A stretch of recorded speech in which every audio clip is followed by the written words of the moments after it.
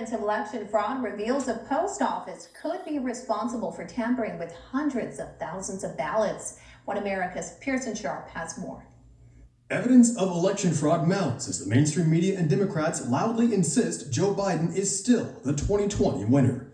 However, numerous whistleblowers are coming forward with credible information that hundreds of thousands of votes for President Trump mysteriously disappeared on election night. On Tuesday, Jesse Morgan, a worker for the U.S. Postal Service, revealed that his trailer full of ballots simply went missing after he dropped them off.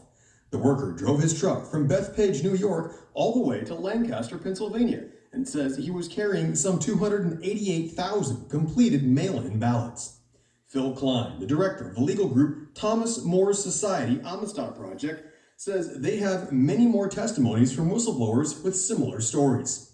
The project is working to discover flaws and even expose cases of voting fraud in the 2020 election, and has already uncovered serious examples of voting irregularities.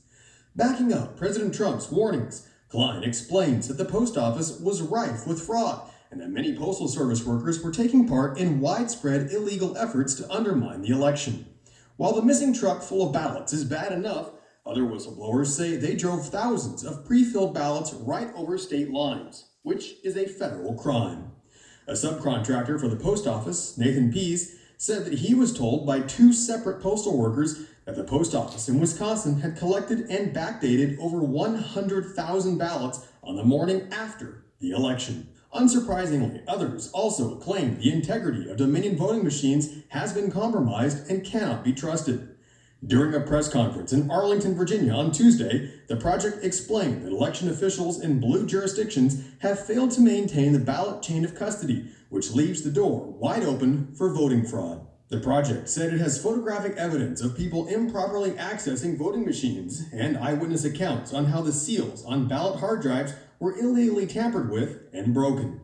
Klein says that in total, there are over 300,000 fraudulent ballots in Arizona, 548,000 in Michigan, 204,000 in Georgia, and 121,000 in Pennsylvania.